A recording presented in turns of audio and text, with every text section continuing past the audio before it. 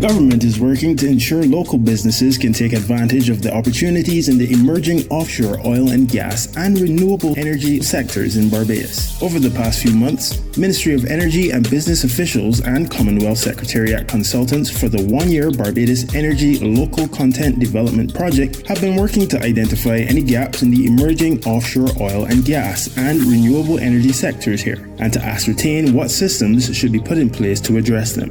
And to continue that process, a 3-day Barbados Energy Local Content Workshop and Share Fair was held from September 26th to 28th at the Lloyd Erskine Sandiford Centre. While addressing the opening ceremony, Minister of State in Foreign Trade and Business had this to say.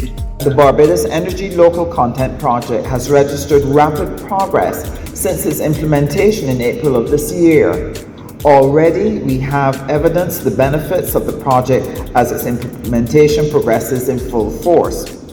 Our local content project can strategically position Barbados to succeed in an internationally competitive environment regarding the supply of goods and services relevant to offshore oil and gas, offshore wind, and other renewable energy installations. During the 3 days, members of the public toured the booths on display which showcased projects in the oil and gas and renewable energy sectors.